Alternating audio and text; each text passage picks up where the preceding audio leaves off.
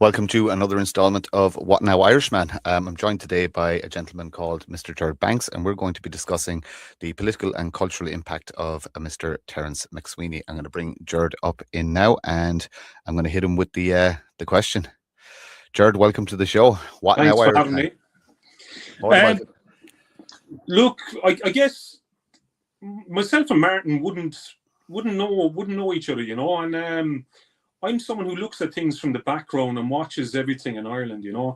And I seen an advertisement for your show come up, and it said "What Now Irishman," and it got me thinking. And I usually don't kind of interact and respond to many things. I just thought it's time to talk about Terrance MacSwiney, What Now Irishman. It's time to go back to the foundings of it all and learn again about the consciousness of the Irish consciousness, and let's say the Irish political struggle and the moral aspects of why Irish people seek freedom. And this is all in a book called Principles of Freedom, right? And it brings in morality into the whole nationalist question. And you begin to realize when you go through this book that in Ireland, the problem was never Catholic versus Protestant. That's outlined in the very start of the book and explaining how Catholic and Protestant, kind of that divide, has been a political weapon to keep it power from the people in Ireland and get them fighting against each other more so than looking at the actual bigger imperialistic problem. And with Terrance MacSwiney too as well, like I genuinely don't understand how you can have a lot of people. I look at Ireland and I look at all the, let's say you've nationalism, you've all the different protests that happen around Ireland, and nobody talks about Terrance MacSwiney, and the actual principles of freedom. And just to give you an idea, like Terrance MacSwiney, he wrote a book called Principles of Freedom between 1912 and 1914 as the founding principles of the Irish Volunteers. And Terrance MacSwiney was deeply involved in constructing the 1916 proclamation. And this went on then to what we know as we had a 32 county general election in 1918. And this created the first Dáil Éireann in 1919.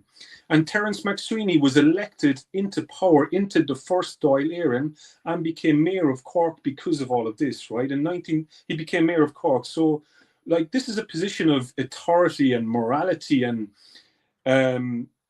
beauty too as well. And I'm going to speak about that, and like I see a lot of people in Cork, and you have a lot of these protests and people speak outside of Cork City Hall, yet nobody mentioned Terrance MacSwiney. And to give you an idea of the profound effect that Terrance MacSwiney has had on me, Terrance MacSwiney, when he was arrested, he was taken out of Ireland, right? And brought to Brixton Prison in England. And that he was done because too many people were listening to him. It didn't matter if you were, let's say, look on the socialist side or the nationalist side in Ireland, both aspects loved him. So I see this as something that binds the whole lot. When Terrance MacSwiney died after 74 days on hunger strike in Brixton Prison in England, right? When his funeral was passing through the streets of London, the people of England defied their own government and gave the leader of the Irish Volunteers a guard of honour as his funeral passed through London. Think about this for a moment, right? At the time, everyone was told that this is Ireland versus England and the Irish are just these radical people who hate the English. But at the time, people understood and knew about the teachings of principles of freedom, especially the English people. And they gave him a guard of honour because they believed in these teachings too. Because when you read through the morality and the very intelligent aspects of principles of freedom, you realise that this was never against people from England, never from the very start. The very foundations of the Irish Volunteers was never against England. It was never Catholics versus Protestants. They also believed it was about freeing the people of England from commercial enslavement. And then that's why the people of England gave this man a guard of honour. The mayor of my city got a guard of honour when he died passing through London, right? For anyone I've read Principles of Freedom sitting at Terrance MacSwiney's grave, right? It was, believe it or not, we look at Ireland and we look at the socialist and the nationalist divide. It was a socialist who introduced me to the writings of Terrance MacSwiney in Cork when I'm going through school, You'd find that, let's say in Cork, the leader of what we know of, like the socialist movements and all of this, they introduced me to the writings of Terrance MacSwiney. You see, in the proclamation, you had three groups, right? You had the Irish Volunteers, you had the Irish Citizens Army, and you had the Irish Republican Brotherhood, right? So today, when we look at republicanism in Ireland, yes, we all know about James Connolly, and James Connolly would be the Irish Citizens Army side. But how come we've never been told the story of the Irish Volunteers? How come we've only been told the story of the Irish Citizens Army, the socialist side of it, and then we're weaponized to turn people against each other? Yet fundamentally, they stood for the same thing. They stood for the very same thing. And that's why when Terrance MacSwiney died, you'd find that the story of Principles of Freedom started becoming viral in England, and it became a threat to the empire, because now people in England were going, they realized the problems that they were in, and they were all like 30,000 people in England went to visit the body of Terrance MacSwiney, the leader of the Republican movement in Ireland. 30,000 people went and visited him, and we're told that they're our enemies. They're not our enemies. I come from a very different background than most people. Yes, like I'm not going to go into my story, but my grandmother, her name was Mary Tone, and she would come from the background of the Tone family. That's who I was raised by.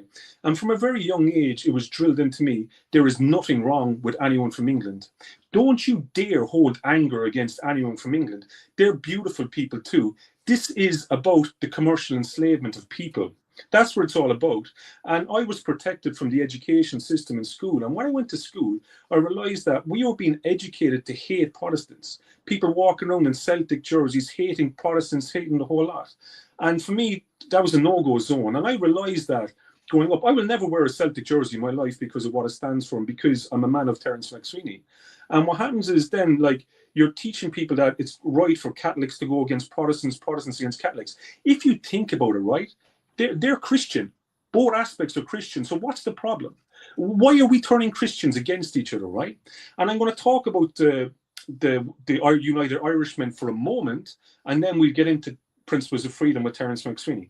If you think about it, the United Irishmen, they united Catholics and Protestants. They wanted a republic in Ireland where we are in control of our own legal system and laws, the whole lot. And they united Catholics and Protestants against the empire, right? This became the biggest threat ever to the empire.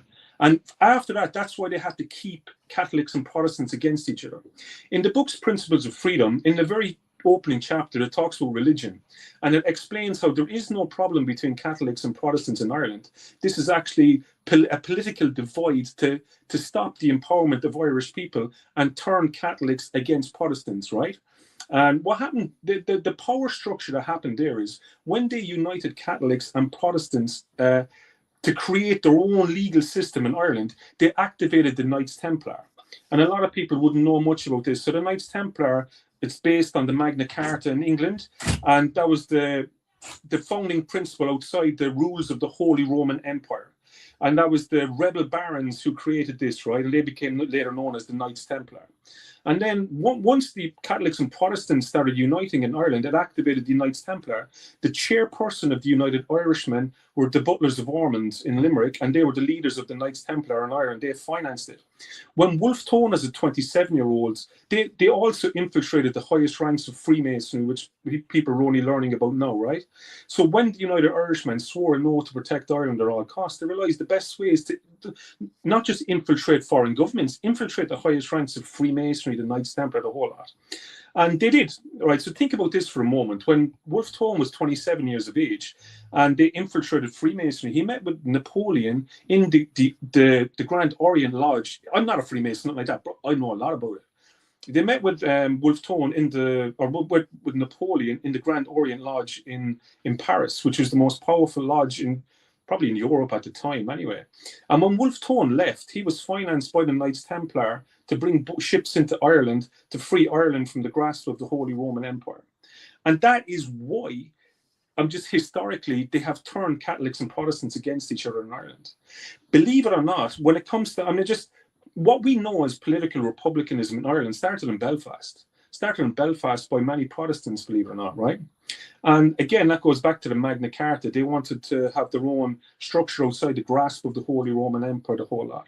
So what happens in Ireland is when you start uniting Catholics and Protestants, you change the reality of the world, you know.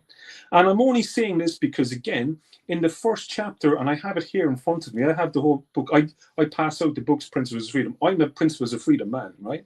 It's a spiritual thing for me, right? So in the chapter 1 of Religion in Principles of Freedom, it explains how the Orange Order were designed to actually turn Protestants against Catholics. When you look at Northern Ireland today, right, you go to, let's say, loyalist areas where they have Union Jacks and all that flying everywhere. They fly that because they live in fear that Catholic ascendancy and Catholics are going to control these people. They've been taught to live in fear of us, right? That is never going to happen. That's never going to happen. But that's the way it was educated to these people, right? And then we were educated in Ireland that there's something wrong with the Protestants. And this divide has been systematically educated to people in Ireland, right? And chapter 1 of Principles of Freedom explains how the Orange Order, why they're designed to keep the empowerment away from people of Ireland. And then you have a thing called the Ancient Order of Hibernia, right? And what happened is then in Northern Ireland, a lot of people thought that the way to actually challenge the Orange Order was to join the Ancient Order of Hibernia. But what they didn't realize is these were two systems that were controlled by Freemasonry to actually enhance the problem. And I would look upon, let's say, Celtic Football Club today as Hibernianism, keeping a divide in Ireland, you know. And I would see even, let's say, political Sinn Féin today, the same thing. I don't have any problem with any Protestant, and that makes me very different in Ireland. I see sovereignty as a spiritual development and the spiritual part of your soul, the development of the human soul. And this is because of Terrance MacSwiney, right? So freedom itself begins within the human soul, right? It's a moral thing, and we know from the laws of nature, and that's what Terrance MacSwiney was all about, how moral force overcomes brute force. The morality of that is what's the most important thing.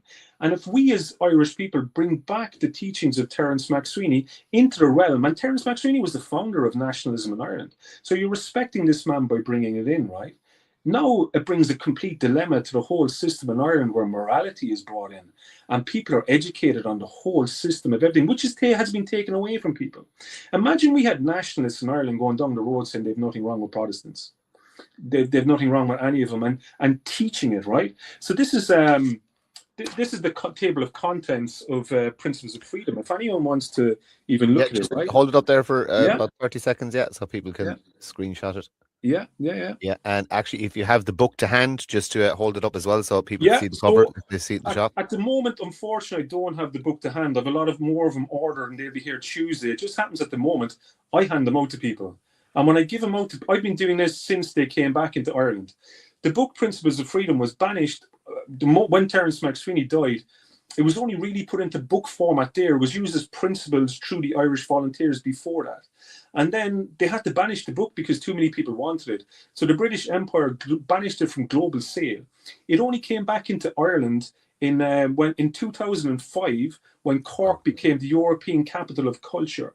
And the moment I seen that book for sale, I just kept buying it and handing it out. Just like you have people there, like you'd say, like a born-again Christian handing out the Bible. I was handing out Principles of Freedom in Cork on the street, handing it out to everyone, because I know that this is what brings in peace. This is what solves the whole scenario that we are in at the moment, you know? And like, let's say if I went through even the chapters, the basis of freedom, and you have like the basis of freedom is chapter 1, and you're asking yourself, why do we want to become free? And why do we have a scenario where, even if you take Northern Ireland, for example, right, just to put things into perspective, a few years ago, I had a massive argument with the head of the UVF, Ulster Volunteer Forces. I had a major argument with him online, and I sent him on the book. And what I respect about this man is he was willing to have a chat with me, and we were willing to debate, even though we're told that we're enemies of each other when we're not. And I sent him on the book Principles of Freedom, and fair play to this man, he went away and read it. About a week later, he got in contact with me and he said, Gerard, I didn't know. I never knew anything about this. He said, Gerard, everything inside that book I stand for too. He said, the only problem is I grew up in a different housing estate that told me that you were different than me. He said, I never knew. So all of a sudden, by handing this book on, I'm a member of the UVF teaching people this up in Northern Ireland. And that just gives you an idea of the importance of these teachings, the importance of Terrance MacSwiney. Again, I read, like, there is, if you want the true Irish Republican experience, you get the book, you can buy it online, you can buy it on Amazon, and you read it at Terrance MacSwiney's grave. I can tell you now that there is no man on planet Earth that's not going to cry and is not going to learn, and he's going to learn something deep within himself, right? Also, Terrance MacSwiney's sister was known as Mary MacSwiney, and she was the founder of Coming Amon, and that was based on based on the teachings of Terrance MacSwiney, right? Also, in chapter eight of this is womanhood, right?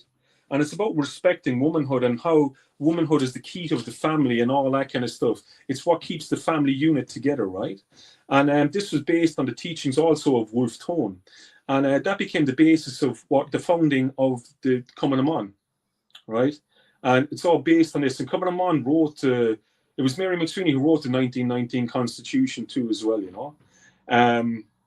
But again, this book, it talks about the morality of the whole thing, right? And like I see today, the reason why I'm here is I have no problem having this conversation with the other side too as well. Let's say you talk with the socialists and all of that. I'm more kind of, I suppose, spiritual nationalist based. Like, to me, sovereignty is a spiritual journey that I progress through in life, you know, and I don't have a problem with people. I don't have a problem at all. And again, let's say if we look at the, let's say, for example, looking at the scope of Ireland, and you look at, let's say, what we're told to be divided left versus right is the exact same systematic divide that what we have between Catholics and Protestants, right?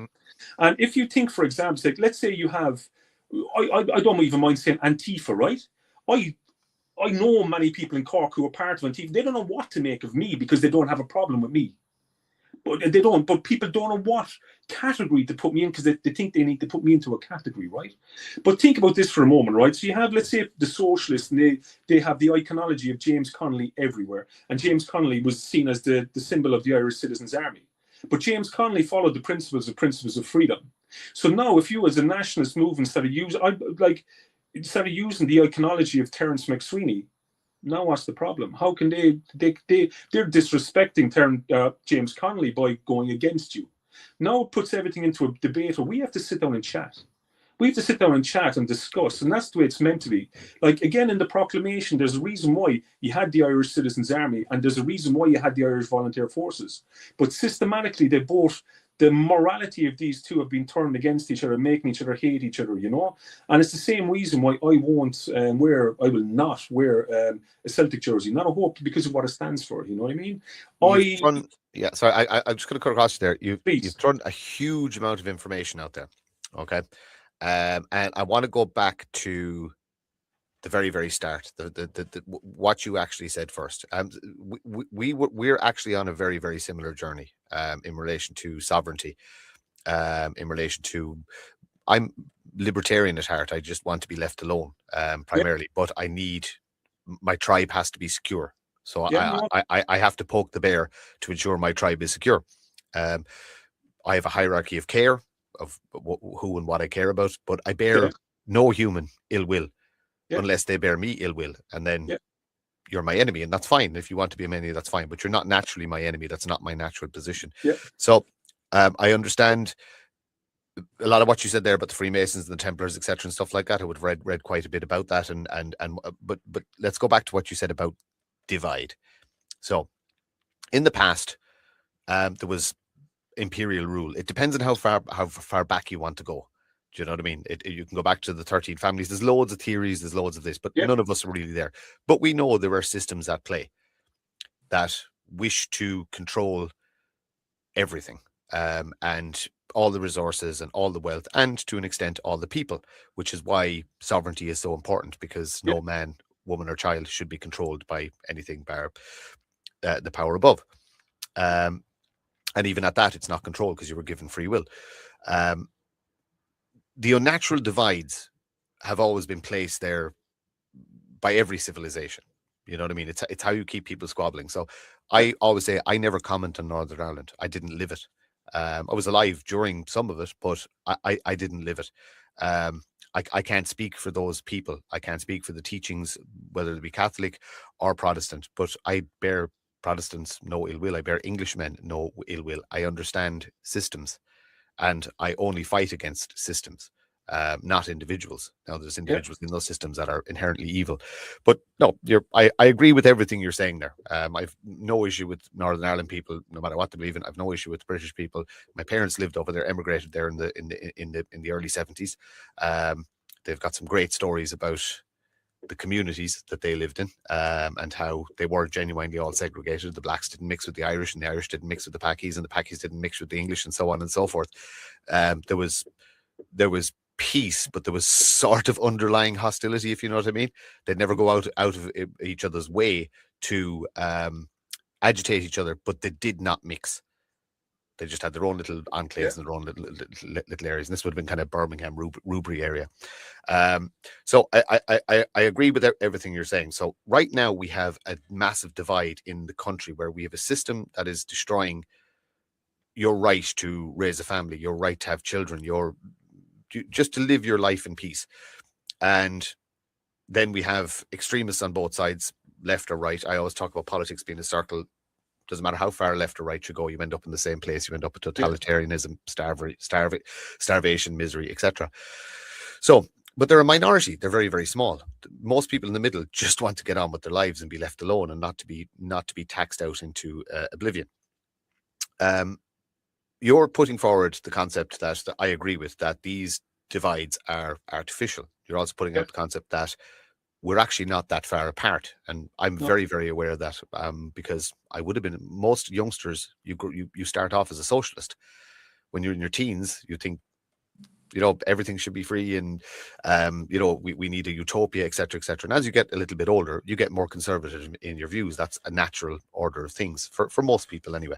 It's not that you all of a sudden become some right-wing fanatic. You just become slightly more conservative because you understand things better, and you read more, and you understand economics better. But your average socialist and your average nationalist, they probably agree on about 95% of everything. There's a couple of small things that again are weaponized, like immigration, race, etc., etc. But they're weaponized on purpose. There's a plan behind that. So. And you can pull bits out of the book while you're explaining this. How can this book and the writings of Terrance MacSwiney offer common ground for people to start talking? Fantastic. Obviously, there's a lot in the book now, right? Right. So just to give you an idea, right? So one of the people who Terrance MacSwiney inspired most was actually Gandhi, right? And led to the independence of India. And again, it was through the teachings of the morality of the whole lot. So in the book as well, as we talk about, let's say, the basis of freedom and the basis of separation, it talks about this. It talks exactly about how you have more in common with your enemy than your friend. Your enemy is just another passionate man, and explaining it from that perspective, and also, let's say, people forget that when we look at taking it from an Irish perspective, when we look at the proclamation, you look at, again, Irish Volunteers, Irish Citizens Army, they were complementary, right? They were complementary for the reason that there's things that the nationalists can see that the socialist doesn't, and there's things that the socialists will see that the nationalist doesn't. And they're both in place for different arguments at different time, not to be weaponized against each other. And this is all outlined and explained in the whole book, which is, again, everybody that I give this book to, you'll find after 2 days they're there with a pen and they're taking notes of every part of it. And again, this is about the internal dilemma as well, where freedom begins in the human soul. So as you start reading Principles of Freedom, you start going through a journey to yourself as well, and you start really questioning all the different aspects that of life, things that challenge you, and you really start to embrace the differences we have in people, like take it from perspective. Again, I would look at the spiritual aspects of everything. Again, I really like the old teachings of druids and all this kind of stuff, an understanding of nature, right? But if you get a woodland, right, and you get all the trees the exact same, what'll happen is you'll deplete the soil and crash the entire ecosystem. So we need systems that support each other, not go against each other, right? Again, this is all, it's spectacularly talked about in the book, and when we talk about, let's say, again, we talk about imperialism, and if you look at, let's say, the socialist aspect, and everything is anti-imperialism and stuff. Terrance MacSwiney is the symbol of anti-imperialism. You could argue that he broke the British Empire. He started the break of the British Empire and the people turning against their own government and all of that kind of stuff. That's Terrance MacSwiney, and he was mayor of Cork. And also, because he was mayor of Cork, you're talking from a legal jurisdiction perspective too. You know, you're like he was elected into power by a 32 county vote in 1918. You know, it's not like James Connolly wasn't even elected when you put it into perspective. So, like, and the principles of freedom, which is wrote between 1912 and 1914. There's a reason why James Connolly got behind all that. Do you know what I mean? You have to realize too as well, what you spoke about where people, like, let's say, not blending in with different things, that's tribalism, right? Mm-hmm. Think of James Connolly as being the leader of his tribe. Think of Terrance MacSwiney as being the leader of his tribe. And think of people like Michael Collins as being the leader of his tribe. So they were representing all them. So James Connolly signs the proclamation. James Connolly signed it. And there was not one word about socialism in that. Mm-hmm. It's about national sovereignty, the sovereignty of people. That's signed by James Connolly. Tribalism. So I describe myself as a tribalist. That is my current role. I care about my tribe more than other tribes. I bear no other tribe's ill will. Like I said, unless you make me an enemy, and if I know you're my enemy, then you're going to be my enemy. But I also have a hierarchy of care. I don't have issue with socialism. I believe I call it the safety net. So I'm involved in politics and I write policy and stuff like that. And people fear sometimes that if you put somebody like me in power, I'm just going to cut everything. Well, no, I'm not. I'm going to use a very large amount of time to wean people off needing the state, because I'm going to build a country where you don't need socialism, because if you create a society where it's harder to fail than it is to succeed, you don't need to worry about having huge social bills or anything like that, because people will be proud to be part of society and contribute to society and work, etc., etc. There's a huge difference between those who can't and those who won't. Those who can't, you must have a social safety net. You know what I mean? You have to have it. So people worry sometimes that nationalists are basically just going to cut, and become very, very conservative and keep the purse strings tight and not spend money on anything. When that couldn't be further from the truth. I think nationalism over the last couple of years has sort of lost its meaning a little bit. As people don't know what they're fighting for or who they're fighting for. So my thing is, bring it backwards. Just bring it local. Just worry about your own little tribe. Worry about your own little community. Go live in a little commune with some like-minded people and farm. You know what I mean? Just get really, really back to the land and get back to a simpler living. I'm personally in the process of shedding all of the nonsense. I do this. There's no monetary gain. There's nothing. I do this because I enjoy it, and it helps me learn, and I get to talk to people. It's fascinating. It's absolutely wonderful. The reason I do it is because I get joy from it. So it's a case of finding things like that that you can put your time into, that you enjoy doing, and then dispense with the nonsense. We don't need things. We don't need stuff. You need good friends, good family, good times, music, laughter, and an understanding that not everybody has to think like you. I always say, I'm not right. You know what I mean? I don't have all the answers, and I am not right. I just give my opinions, and that's it. I want to hear your opinion. And I've encouraged people who are on the exact opposite of the spectrum, or perceive themselves to be on the exact opposite of the spectrum, to come on, because I want to talk. I want to talk to the most far left-leaning person who thinks I'm the devil. I want to have that conversation, the same as you said you spoke to the guy from the UVF. These conversations must be had. And again, I'm going to throw this back on you. In practical terms, you can offer a book, and you can offer the readings, but how do we start undoing the harm that has been done of, we'll say, the last 20 years? Because the divide got massive in the last 20 years. There was always political divide in the country between the different parties, but it was never. There's a huge chasm now between what would be considered that. Now we may have to touch on something that I call cultural Marxism, because that has nothing to do with the foundation of the state. No. And it doesn't matter whether it's Collins, MacSwiney, Connolly, any of them. There was cultural Marxism has nothing to do with Irish history or Irish politics. Absolutely nothing, but it has nothing to do infiltrated. with James Connolly either, and I think I'd like to make that point clear as well. James Connolly died before Bolshevism started in Russia, so it's got like to connect James Connolly with Marxist Bolshevism. It makes no sense. You're disrespecting James Connolly there too as well. He died in 1916 standing up for sovereignty. He didn't die standing up for Bolshevism. He didn't die standing up for Marxism. It didn't happen, right?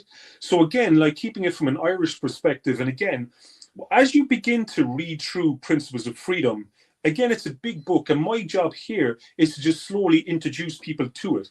I would love at some point even to set up a book club where we can really chat in depth about it. But for me, reading the book, with that. I'd only love that. But for me, again, reading the book Principles of Freedom, what happens is it starts you on a spiritual path, right? And how I see the Republic now, and how I would love to see people with a nationalistic view on the world seeing the Republic is, hello, I am the Republic. I am the Republic in how I interact with everybody, and I lead by example in how I do so. That's what Terrance MacSwiney has taught me. And very interesting, like my partner's from the UK, right? And she comes from a place where the big British military naval bases and all of that. And when there's no women around, this is the only thing that the men over there want to talk about too as well. They love it because it speaks to the soul of the human. Right? It speaks to the soul of the human. And that, again, is what I believe we need to go back to. Like, as much as I had the argument with the guy in the UVF, I bet you if I walk past him in life, he'll buy me a pint. I bet you he'll respectfully buy me a pint. And again, like Terrance MacSwiney brings forth the concept that there's no enemy, man. We're just walking down the road. We're living our life, and we're living our life in a way that benefits the world, you know. And when you look at, let's say, the principles of separation and the second chapter, and why we want to be separate from the British Empire, it explains how, let's say, when somebody is bullying you, believe it or not, they're depleting their life too. They're living in karmic negativity and all of that. And look at the British Empire today. From them colonizing the world, they've destroyed themselves. And Terrance MacSwiney explained that this was going to happen. So the only way for us to actually prevent the destruction of the United Kingdom and England is to separate so we can help them. We can't help them when you're being bullied. It cannot happen. It cannot happen at all. I could speak about this book for months, man, months. I'm just going to read out the actual chapters in it, right? And the first chapter, the introduction talks about religion, and it talks about how we don't have a problem. The problem is not Catholics versus Protestants. That was created to disempower the people of Ireland, because we are Catholics and Protestants in the country. That's who we are. And that's Christianity then, right? So it's a means of dividing Christianity. It goes a bit deeper than that, right? The basis of freedom, chapter 1, why do we want to be free? Why do you want to be free? And again, it explains there that you've more in common with your enemy than your friend, right? You've more in common with your enemy than your friend. In fact, I want all my enemies to read Principles of Freedom. We don't have a problem. Chapter 2 is separation. Why we want to be separate. And again, I explained how let's say, the United Kingdom has destroyed itself now by bullying. It shouldn't be like that. Terrance MacSwiney was trying to save the United Kingdom. And that's why 30,000 English people turned up just to bless his dead body and give him a guard of honour as his body passed through London and was coming back to Cork, right? I'm a Cork man. And think about that for a moment, right? Also, there's a big, massive plaque by UCC, right? People can probably remember anyway. A big plaque and dedicated to people who gave their lives as well, right? So all of the most of the Irish volunteers in the Munster area, Tipperary, Cork, after Terrance MacSwiney died, they gave their lives in hunger strike too. Like, we look at Northern Ireland, we look at Bobby Sands, right? In all respect to Bobby Sands, but he was following the principles of the volunteers that went before him. But we're not left know about Terrance MacSwiney. We're not left know about the rest of it. Like, think of the impact this happened across Cork, you know, and this is where I grew up. This is where I'm I know this, like, and I, what Terrance MacSwiney stands for, man, to me is like, I don't There's huge understand. there's huge passion coming through what you're saying Oh, there. So this if you this read the this book, this has touched you on a very, very, very spiritual yeah, level. And massive with spirituality, because, and you touched on it earlier, comes morality. And you morality. mentioned the morality. You mentioned the morality of the books. I want to talk about morality, and as a nation, who we were, where we lost our way, so to speak, because at present we're not a moral country. No, no, no, no. And it's funny, chapter 3, the next chapter is moral force, which talks about the importance of the morality. And it explains if this is not done as a spiritual development of the human being, the problems that happen down the road. And that's where we are. Again, like I'm speaking here to, I believe, I don't really know much of the network that you have. I think I have an idea. So, like, I'm speaking to the nationalists that this is what we need to bring back. And this is the glue that ties absolutely everything together, you know? After moral force, the next chapter is brothers and enemies and how we're all the same. We're the same. We're the same. We just have passion of where you're from. Think of Northern Ireland and the UVF argument that I had. He just grew up down the road wanting to protect his own family. But there's nothing wrong with that. Fair play to him. I have to respect him for that because that's, as a human, that's what we're meant to do. Same with the other guys down the road, you know. And if you really want to argue the cause as well, like we look at Protestantism in Ireland as loyalists, right? And but truth be told, Catholicism was once in Ireland seen as a system of loyalty too. When you look at the Battle of the Boyne, the battle between King James of England and King William of Orange, if you were Catholic or Protestant, it decided which ones you were supporting and all of that. You know what I mean? So, like, let's have a deeper look at it, like, you know, so we don't have a problem in the fact of Catholics and Protestants. We've just been educated to believe that we have a problem with each other when we don't. We Can don't. I throw a statement at you? And Please do. I want to hear your thoughts. The Vatican is my enemy, Yeah, and that's my personal view. The yeah, Vatican is and always has been my enemy, yeah, and it has done huge damage to the soul of this country, especially since the formation of the state, and especially in De Valera's time, who yeah, I am now coming to believe was an evil man, yeah. not I even a can. bad man. I believe him now to be an evil man. Yeah, So it's true. I'm a Christian. I was yeah, raised as a Catholic, but I'm not a Catholic. yeah. I say I have no interest in the pageantry of the Catholic Church. I'm a Christian, so I'm no different to, I believe in the same God that all my Christian brothers and sisters all around the world. And again, it comes into my hierarchy of care. Um, uh, like if you want to talk about the immigration issue, a Nigerian Christian is higher ranked to me than a Muslim Nigerian. It's as simple as that, because I have a hierarchy of care of those who are my tribe, slightly outside my tribe, beside my tribe, a little bit wider in the circle and stuff like that. They're like I said, they're not my enemy until they make themselves my enemy. So in relation to what you're talking about, and you're looking very inward, which is what I love. We're talking about our republic. We're talking about Yeah. our people.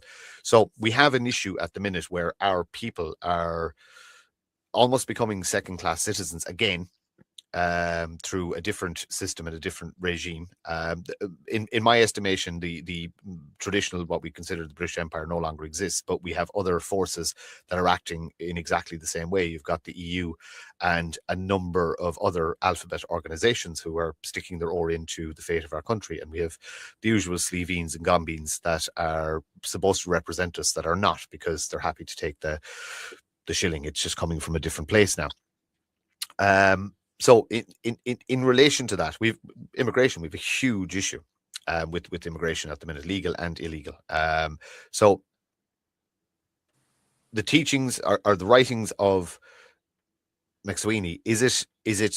Does it look in, or does it address such issues in relation to your sovereign nation, and you know what I mean, what you should expect as a citizen of this sovereign nation? MacSwiney was the teacher of sovereignty. There's a reason why sovereignty is mentioned in the proclamation, but he also explains that it's, yes, we have the national sovereignty, but sovereignty is also inherent in you. And sovereignty is like, it's a spiritual connection between you and the land. And again, we can look at, let's say, Eru, and Eru is seen as the embodiment of um, the embodiment of that archetype. So even when you look back, let's say, at old times, and some people believe how do I put it? So it's not even about Eru being an actual person, but it's honored as such, because that's the spirit of our connection to land and our connection to the whole lot, right? And that this is important, because let's say and that's why Terrance MacSwiney seen nationalism as the spiritual development of the human being. Because if you look at any nation, it doesn't matter where you are in the world, they have a massive connection to their land, and rightly so too. And when I'm going around the world, I want to learn about their connection. I spend time with many different tribes and many different people. I love the New Zealand Maori. Oh my God, I absolutely love those people. Very similar to us, And this is important. And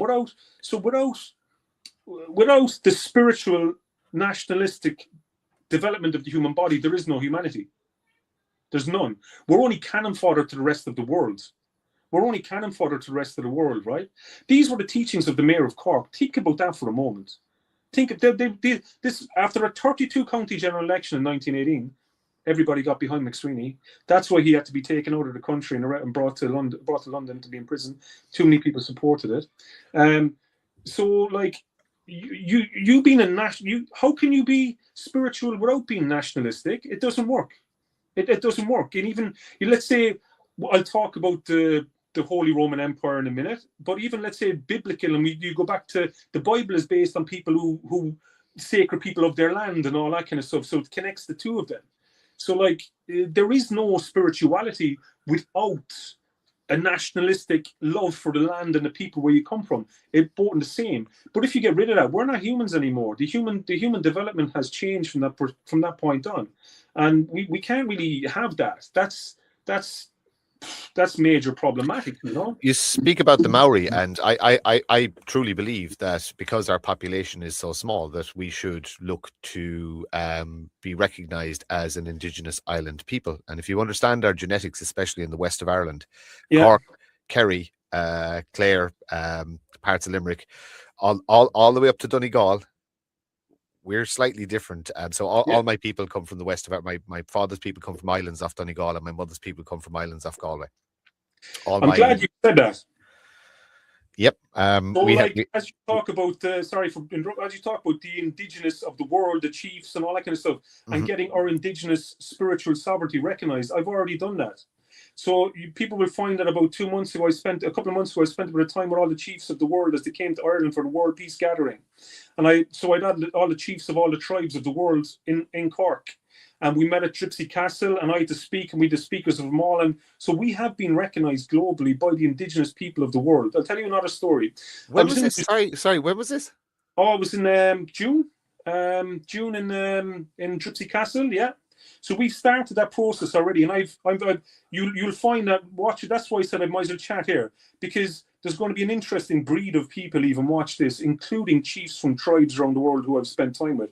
I have a bow downstairs. I'm an archer, and my bow is just to go with you, I'm an archer too. And when I saw your profile picture, I'm definitely talking. Then you got the nod from Debs, and I went, I'm definitely talking to this guy. But yeah, look, hunting, archery, just outdoors, again, it's the usual thing.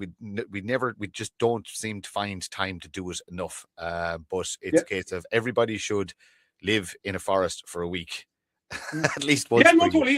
That's me. So I've spent time with New Zealand Maori too as well. I remember I was in a pub in New Zealand. There was a rugby match on, and this big Maori came up to me anyway. He said, hey bro, you from Ireland, bro? I said, I am, yeah. He said, you better know your history, bro. I said, I do. I said, you better know your history. And he said, come with me, bro. So bro went to a different room and had a chat with him. Turns out he was the chief of the New Zealand Maori, right?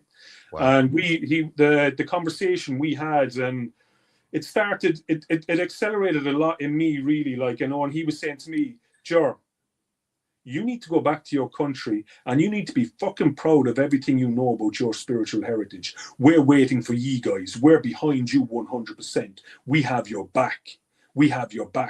And he was talking about the Druid history and how the Druid history is the same with the New Zealand Maori. And that's why Pocahontas has orange hair and green eyes and all that kind of stuff, right? We can go into the depths of the spirituality there, the problem within colonization, you could say as well.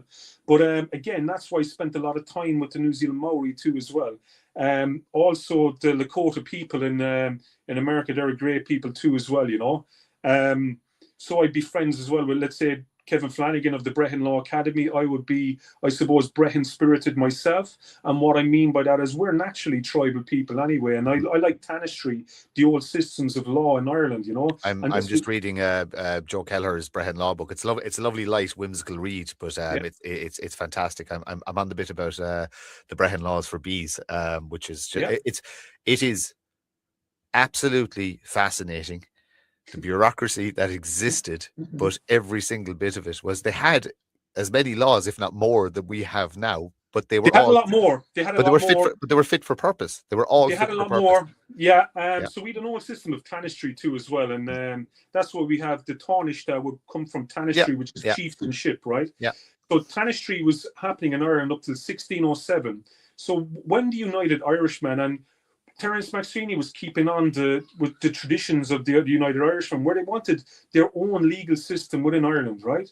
Not to us to be governed by external laws, like you say, the Holy Roman Empire, all of the above. We wanted control of our own laws, which we had up until 1607 with Tanistry. So the oldest system of election in Europe goes back to Ireland, and it goes back to Tanistry. And Tanistry was important because, let's say we had a lot of different chieftainships in Ireland. So in a way, we kind of function like the United States of Ireland for a long time with all the different chieftainships. And these chieftainships had totally different principles, totally different moralities, all of that. But we had Brehon law and a means of actually getting people to chat and dialogue and all that kind of stuff. So the Brehon which comes from the word the breath of life and all of that. The Brehon was the person who brought back in the moral compass of dialogue and all of that kind of stuff. And I guess that would be the spirit of me too as well.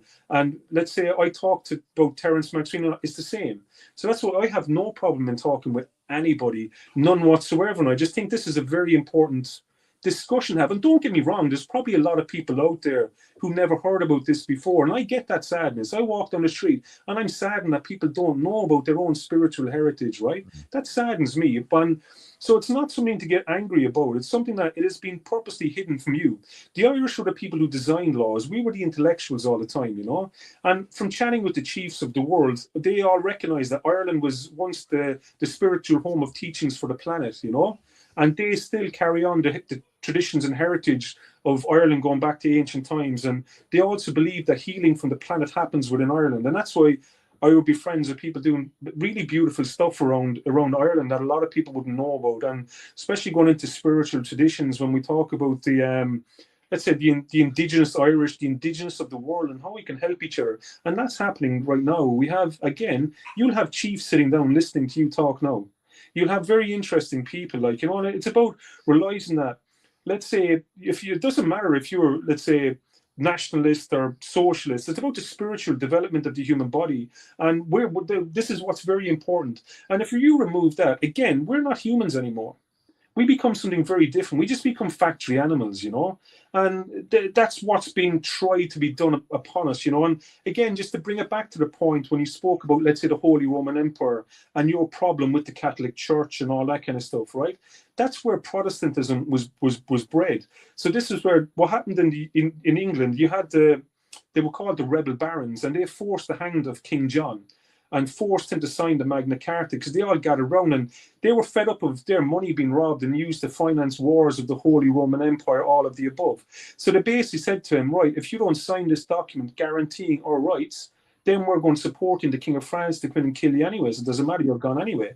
And they also said, look, because you're claiming to be the authority of the Holy Roman Empire, which is based on the Bible, but they said, we believe in the teachings, but you are no longer going with the teachings, so you know against the book. So they won a legal battle doing that, and then they became known as the rebel barons. Interestingly enough, then, after the Magna Carta was signed, the Holy Roman Empire wanted to kill a lot of the rebel barons, and many of these rebel barons then escaped and moved to Cork, and they became known. That's why you have an interesting Templar history in Cork too as well, and that's why you've Shandon. Sean Doon means the 4th of John, and that's where there's a church in there which is dedicated to the Protestants, believe it or not.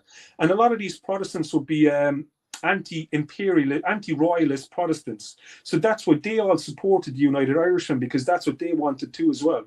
So you had what was happening was it was accelerating. Members were in the ranks of the British Empire and British Army turning against the royalty of it and wanting their own republic. And we have a massive history of this in Cork too as well. So again, once you bring in this topic, it kind of unites everybody. There's no problem. Like I walk down the streets of Cork and I have no problem with anybody, none. And I'm just saddened that people know the history of how the history of we can unite everybody as a people, you know. And again, this is what Terrance MacSwiney was all about, right? I'm just going to finish what I have in front of me. So we talked about brothers and enemies and why we're the same.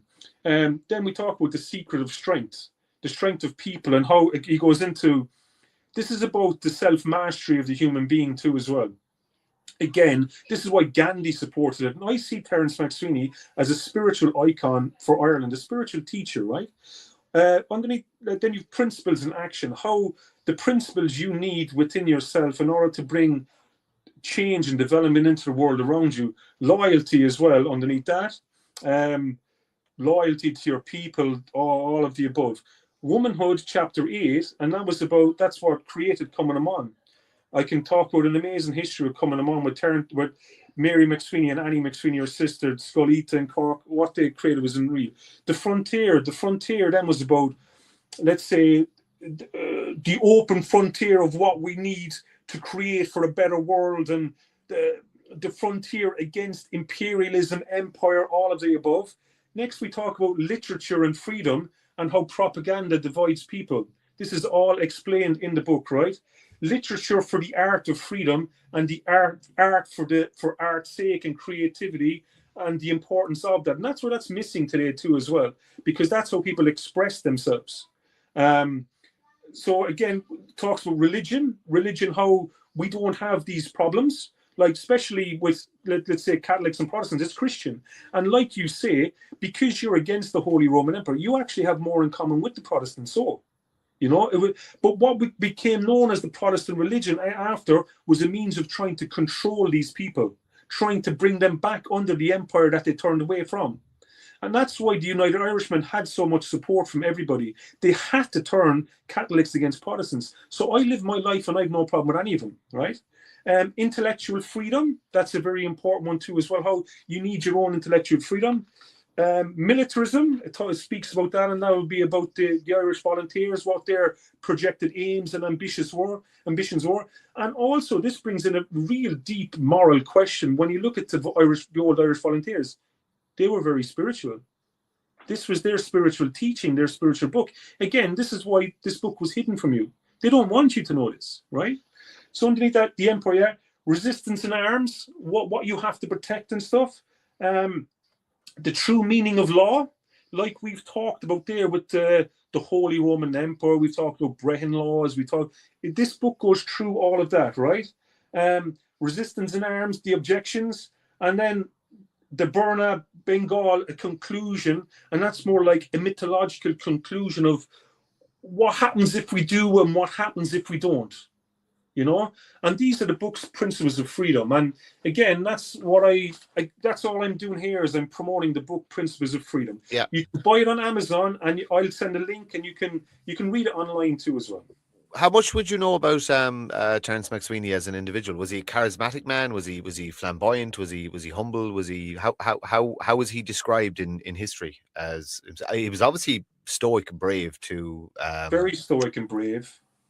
He was an intellectual, but a deep moral intellectual. So kind of nearly monk spirited, and a lot of his family then would be from near Kilmurray, and they would all be deep Irish speakers. So it's all about the spirit of the land, all of this, you know, and that's who they would be. Again,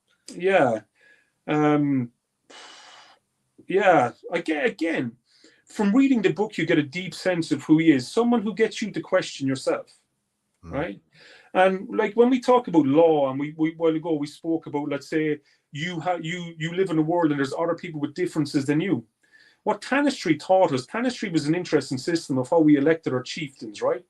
And I believe we should bring this system back in Ireland. And I've talked about this with the Indigenous elders of the world, and looking at the New Zealand Maori and how they're able to keep their own Indigenous systems of empowerment, even under government structures. They're still able to do it, which enhances the creativity. And now they're all able to support each other in different ways. We can easily bring that back in Ireland, and not just, it's not a threat to the state. It actually works complementary. I bet you if we'd done all this, the problems we'd have in mental health across the country would go down rapidly. We would take problems away from the government. 100%. So it works complementary. But also on the topic of tanistry, so this is how we elected our elders. I want to bring back our elders in Ireland, where we have elders from Munster, elders from Leinster, and all this kind of stuff. You can create this in your own town too as well, right? So tanistry, what we done is we elected elders.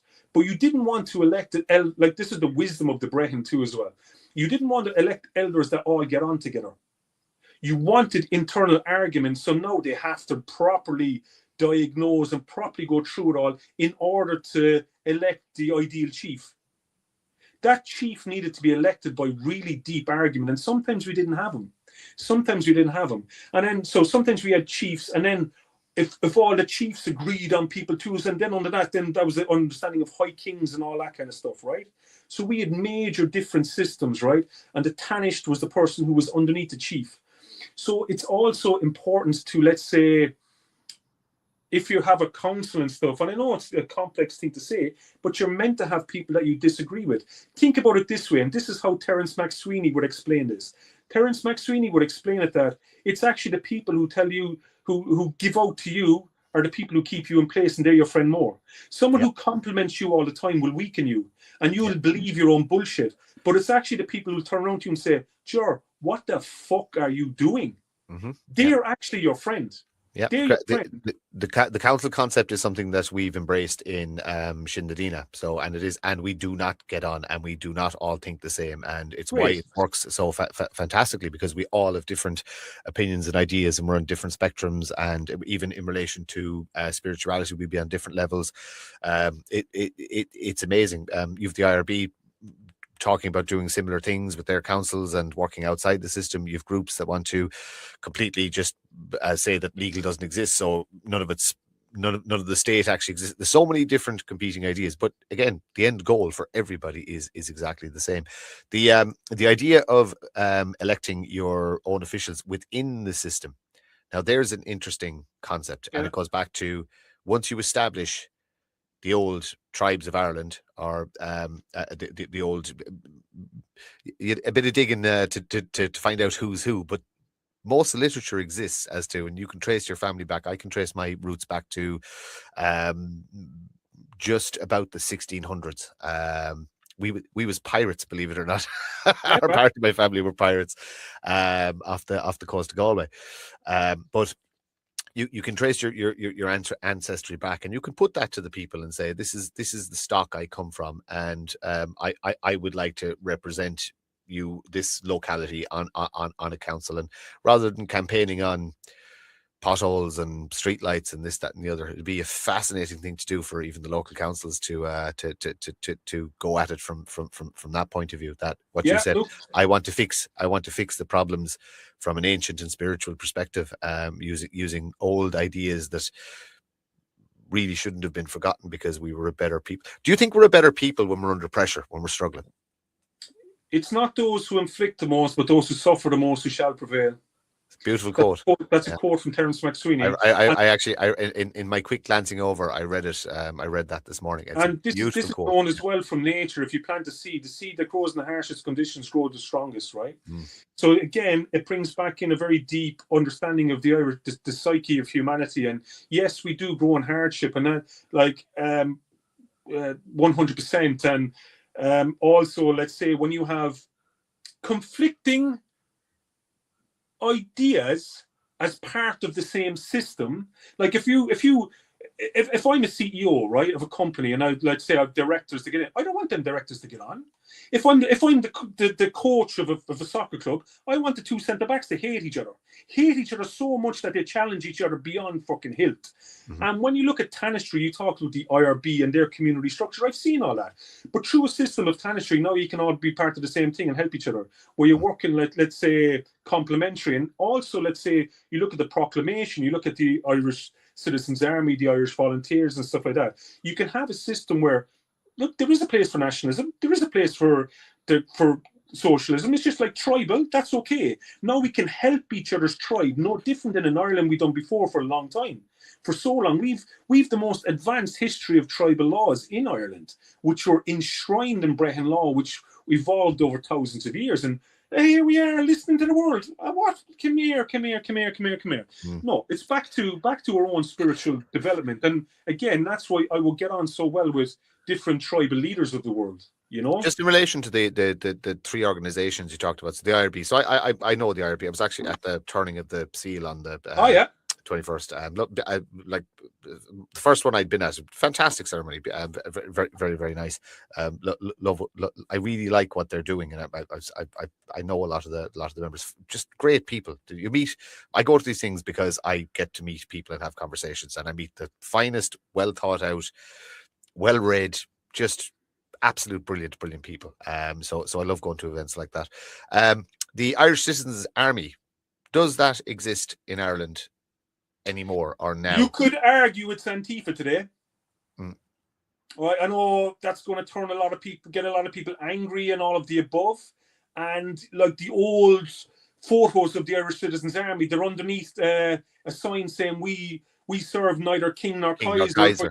But yet today the socialists are only serving kings and Kaisers. Yeah. If you think about it, right?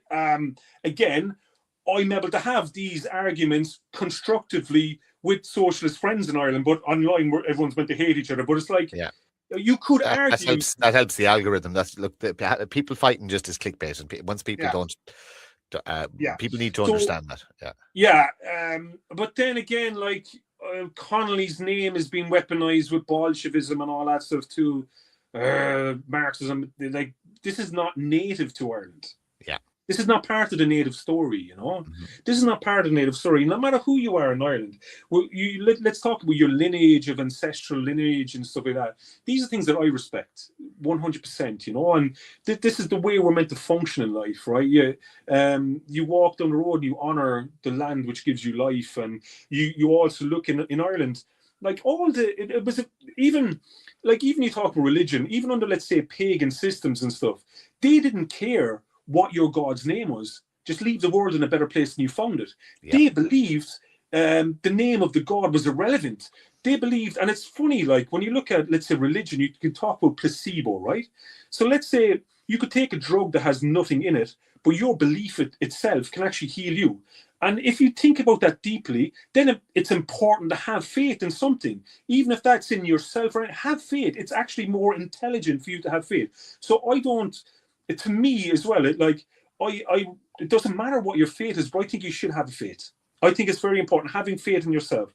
And then you look if you believe in nothing, it's nihilism, and you're an empty vessel. You're an empty husk of a being that is. And here's the thing: those empty husks are extremely easy to control.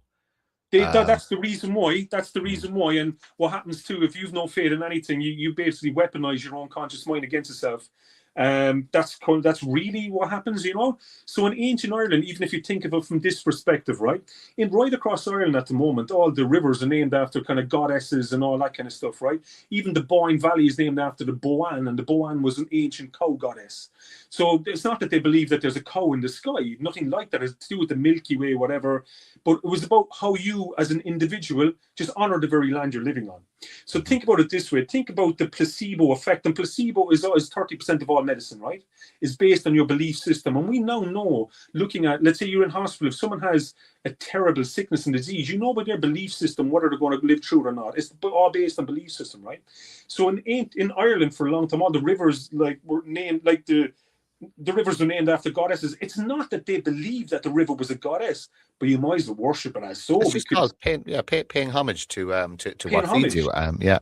So think of it this way: like even you look at the most advanced form of growing food today. Some people are playing music to different foods growing and stuff, and we talk about the effect that has on the microorganisms, and it can be healthier to you. That's why we bless water, and you can bless things before you drink it, have an effect on you.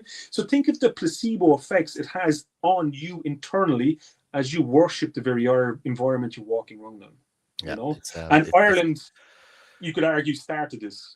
You spoke about sadness there earlier, and I get it when I'm driving around. You said this, you know, you walk around and you look at people and you've no ill will towards anyone, but you have a sadness. So I get it when I travel a fair bit of the country, and I get it when I drive through towns and villages, and on the surface everything looks okay. You see, there's a Circle K there, and there's a few people shopping, and there's a couple of pubs there, and you know what I mean, everybody's just going about their business.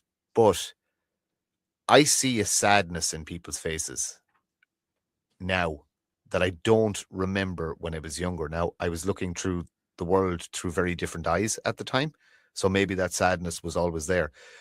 But I see sad people. You can see it in their eyes. I see sad, stressed, drained, unhappy people going through just the motions. You know what I mean? Just trying to survive. Is that something you notice, or is that part of the lost spirituality and the lost connection to the land and It is, the lost yeah. faith? It is, yeah. Yeah, and I can feel it. I've been so woken to that for a long time. I can feel it. Even when I'm going down the road, I no longer look at road signs in the English language. I look at it in the Irish language, and it tells me the story of the area. So I'm living a living story or a living mythology all the time, right? And I can see this hurt majorly. But then again, like, let's say you could talk about Terrance MacSwiney. It's not those who inflict the most, but those who suffer the most, you shall prevail. And how do you create value of that is the question, right? And this is what I argue to the indigenous chiefs of the world and stuff like that as well, right? Your individual, your spirit, that's what's been taken about people. This is how you kind of keep people down. You take away their innate human functionality and stuff like that. Demoralization, let's talk of it. We as a people are going through a phase of demoralization at the moment.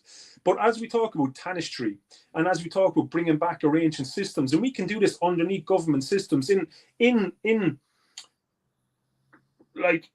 support of each other. As I said, let's say with mental health, all of that, you help so much. You can create systems where, for example, say, you talked about, let's say, a Muslim, right? I'm going to explain. My partner's from the UK, right? So what's happening over there now at the moment is the local imam would go into the voting centre, or the local councillor, right, and say, I want to get all this done. I have 100 votes behind me.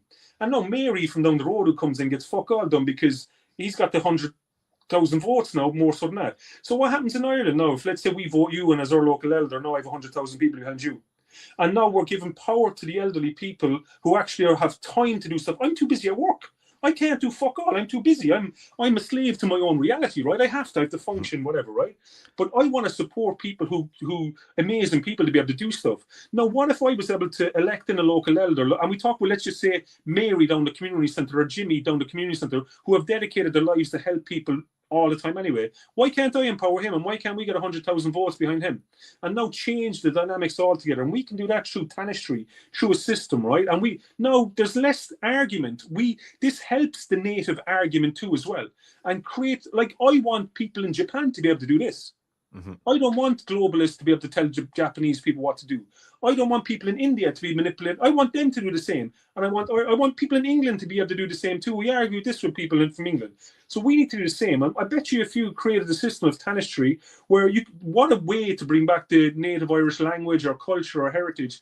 If you do this, I reckon you'd have a boom of emotional creativity right across Ireland. We have always in our heritage been the most creative people on the fucking planet. And that's why they always came here. Look, talk about songs, reality. Like, we look at modern music today. As an Irish person, you hate it because there's no story in it. Like, what the fuck are you talking about? Like? Would you believe what you're talking about exists in it's spread out all over the country, but everything we spoke about here, I know Druids, I know people with land, I know people who are doing all this separately, all spread out. The issue is to localize it. I know loads of people around from up and down the rest of the country, but unfortunately everybody lives 4 hours apart. So you have to build this concept very, very, very locally. Private designs. You also, I suppose, everything gets infiltrated. Over the last 5 years, I've seen such positivity, creativity, organization, all these different groups popping up between what happened during COVID and being unhappy about immigration. So you had all these groups popping up, whether they be political or social justice or whatever. Every single one of them were infiltrated and destroyed from within. And I have no doubt in my mind it was infiltration. It's not. No, 100%. There are a couple of egomaniacs out there, but for the most part, it was infiltration and destroyed from within. The state does not want the people together. No, because and I have a clear there's a clear divide between. I am not a subject of the state of Ireland. The state of Ireland again is my enemy. I am a son of Éire, and it's as simple as that, and that's all I am, just a son of Éire. And I've got a woman and I have children, and that's it. That's all I am, and that's sovereign to me. Yeah.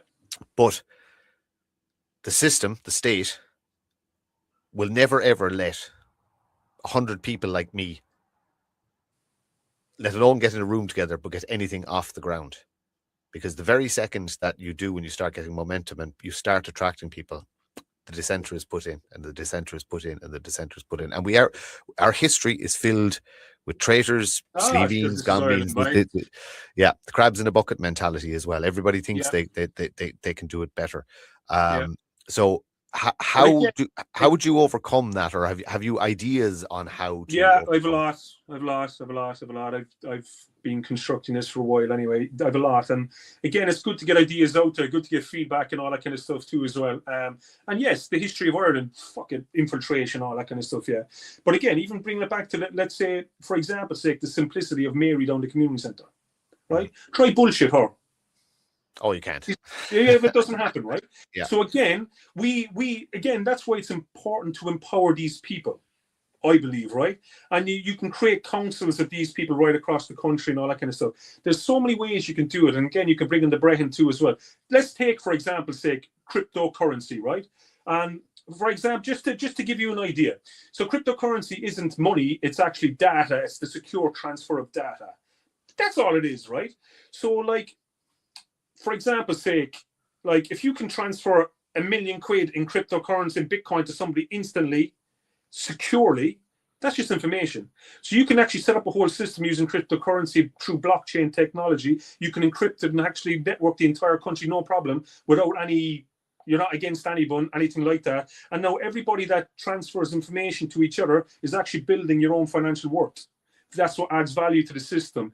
And I have friends now involved, and they've coded the whole Bitcoins and all that in Ireland. They're miners and stuff. So I learned a lot about from them, you know, what you can actually do. There's so much you can do, right? But again, electing in elders and having that conversations about where we need to go, you know. Maybe that's a conversation for another day, and I can show you how properly right across Ireland you'll actually have 13 different tuhas. And there's a reason for 13 as well, because it's an odd number, so it's easier to get things through. Instead of like in Ireland at the moment, the government is set up in a kind of a duality basis. So then it's all equal. So nothing ever changes, nothing ever progresses. So that's why you need the odd number, and that's why we're seen as the lucky number. It's very, very funny because the original concept of Shin Nadina was 13 council. yeah, totally. So it's I get. I'm resonating an awful lot with what you're talking about, but I suppose because I'm having the conversation, I have to poke holes at. I'm thinking that, yeah. Please do. But it's not me being a negative Nelly. It's that to flesh out the ideas, you have to criticize a little bit.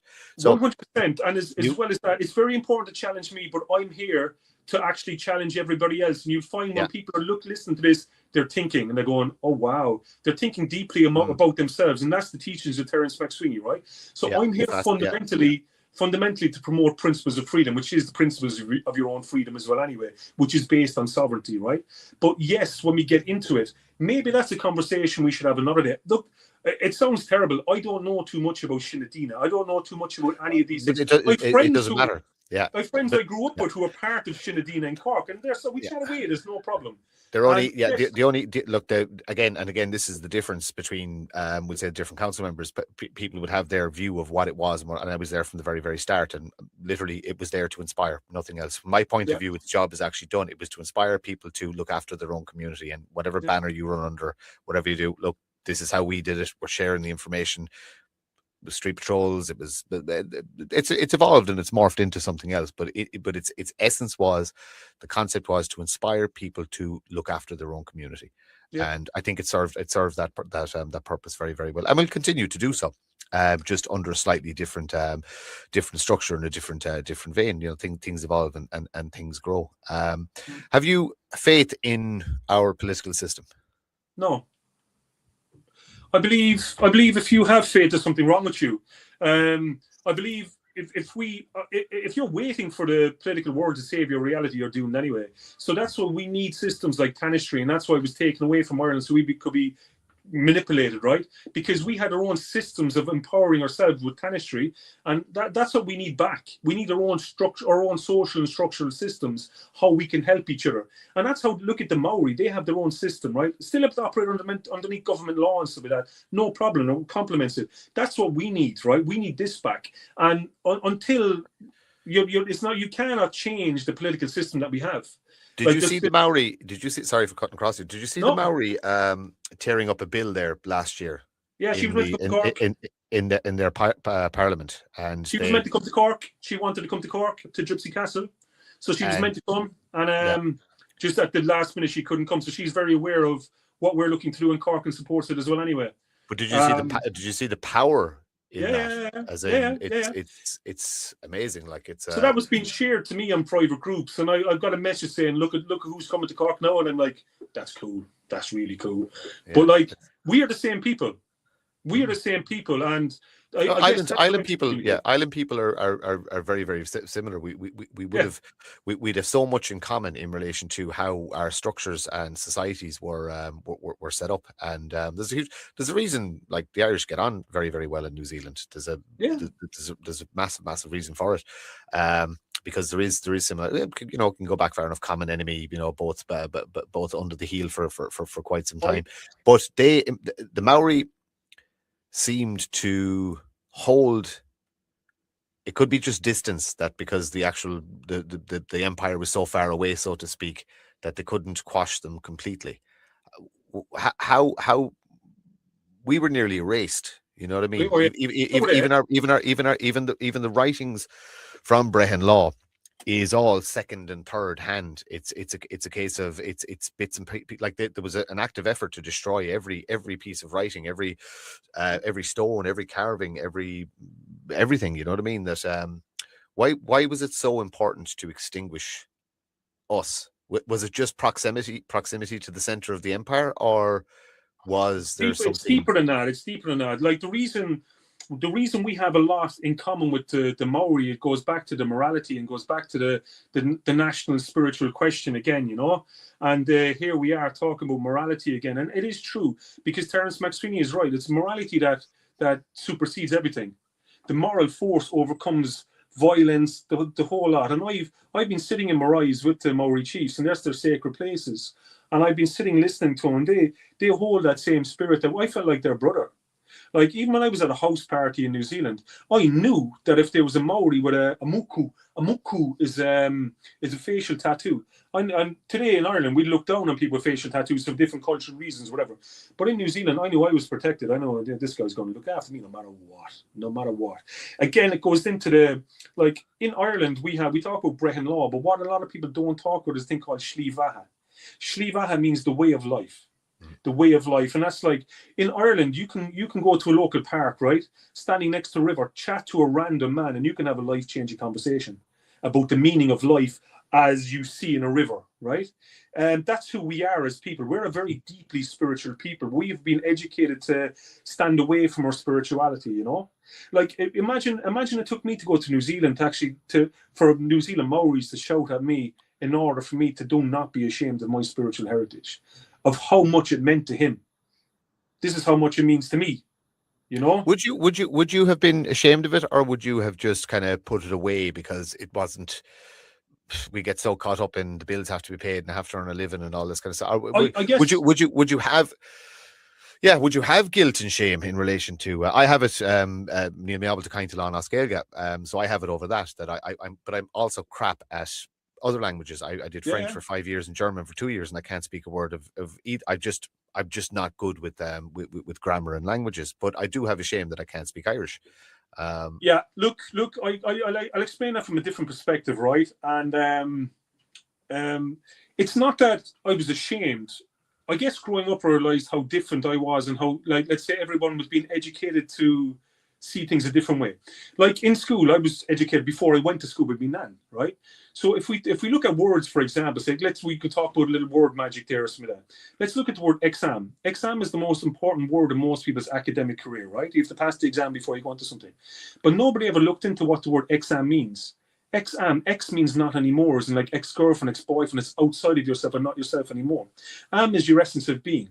The I am that I am. Exam means not yourself anymore. As you pass an intelligence test showing that you no longer think for yourself, which is true, because they give you information, you just give it back to them. You're tested on the information you give back to them based on what they give you. And that's why it's examination. So I had to go through school and I had to see everyone in school get their spirit robbed from them.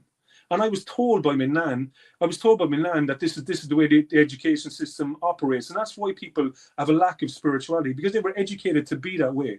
You talk about Eamon de Valera. I'm going to tell you about one of the darkest times in my family's history, which my nan told me about, right? So on the day Eamon de Valera died, my family met up in a house in Dublin. And the whole family met up and they closed the curtains, closed everything, and they were in darkness for the whole day. None of them talked. The reason they didn't talk, they closed the curtains, turn off radios, turn off everything. They didn't want to see the people of Ireland pay respect to a man who destroyed the education system of Ireland, which would rip and rob the spirit of the Irish civilizations for years to come. And the state that we're in now is because of him. We can talk about a state. The state is the state of mind. That's what the state is, the state of mind. You look at the word government. Government means to have legal authority over something. Ment comes from the Latin word mentis, which is your mind. Therefore, political companies are just marketing companies, marketing the minds of people for their own benefit. That's what they are. They're marketing companies. So we look at how the effect these are having, but again, they only have an effect on you if you're disconnected from the spirit of who you are. Again, I'm back here promoting principles of freedom. There is something very interesting in your use of language there and the way you break down words. I know a man in Kerry, John Joseph is his name, that it does something similar, breaks down the language. And I know of I know 5 or 6 people around the country that are able to do that and explain in very simple terms, but explain the words that mean that it's unnatural, if you know what I mean. That basically, like what exam isn't one I'd heard before, but I've heard government and I've heard a lot of other ones, but exam I've never heard that. But it's all unnatural. It's all going against the natural law of the land, of nature, and of spirituality. We are hitting nearly an hour and a half. I always like to finish. I have to bring the child out there. We have to go. I don't ever. I'll just leave on one point, right? I'll leave on one point. We'll probably have a chat down the road. I always say to people, that look, we can never get enough talked about in such a short space of time. So I always say, doors open. We'll do it again in a month or two and see things change. But tell me your story, but I always finish on a positive. This is the most important I finish thing. on a positive, right? So what I prefer is anybody listening to this, just think about it. Also, principles of freedom, that's what I'm here promoting, right? But also language, law, and this is very important. That's who we are. We're the language people. We're when we talk about, let's say, the Ohm alphabet, right? So you've an Ohm stone, it's like this. You have a language, it's a line. And then it's like this, the lines on it. If you catch that and turn it to sound, it's the origins of the language of music. Sound, vibrational frequency. Om. That's what Om means. Om. So sound is very important. And that's why when we say someone, he's sound, that means you resonate with that person. That's where it comes from. So in Irish context and traditions, it's the sound that was more important rather than the spelling. And that's why in Ireland, the Druids seen how you spell the word. That was the spells, the magical spells of how you spell it. The sound was more important to us. And that's why we were more specific when it came to music and different things. So we the idea of us giving a shit about how things are spelled is actually a new concept to us. It's a very new concept. Also, the concept of a centralized government is a very new concept to us. So we're used to being tribal people, and that's okay. Like, I would love to, and I've always said it, I would love to, let's say you have the socialists and the nationalists, I would love to see them right in the middle of town, right? And put me on a table right in the middle of them. I'll just act as a druid and show them all what they all have in common and why they're all the same people and why we've been turned against each other.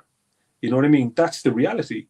So, like, Yeah. Who do you think? Who do you think would be most? Oh, I'm going to put you on the spot here now. Who do you Yeah. think would be most open to having that conversation? People from the left or people from the right? And when I say left and right, I mean perceived left and right. Well, I've talked about this with a lot of people. I would like the biggest lunatic on the left and the biggest lunatic on the right. That's exactly who I'd like on the table, right? 100%. I would like, because I'm good at merging a lot of it and stuff like that. That's who I would like. And I have friends and I've talked about it. And I said I want that debate to happen. And I You'll will show. find, yeah, you'll find though that the biggest lunatic on the left and the right won't be able to have this conversation. But then That's the world will see that too. That is the problem with Yeah. lunacy, whether it be left or right. They're unable to. It's I've talked about it before in other shows, but we do have to address there is an intelligence problem, and in relation to people don't read enough. Like I'm in the middle of a book at the minute, so I'm going to finish that book, and then I'm going to get in the Terrance MacSwiney book, and I'm going to spend. I could have that read in a weekend, or that could take me a month to read. It depends on what's happening in my life and this, that, and the other. So what I might say to you is, after I've read the book, I'll invite you back on. I'll invite you back on if you're willing to do that. That'd be fantastic. Like I said, I could order it from Amazon. I could have it on Monday or Tuesday. That might not get read for a month or two, or like I said, it could be read in a weekend. It just depends on what's happening in the world.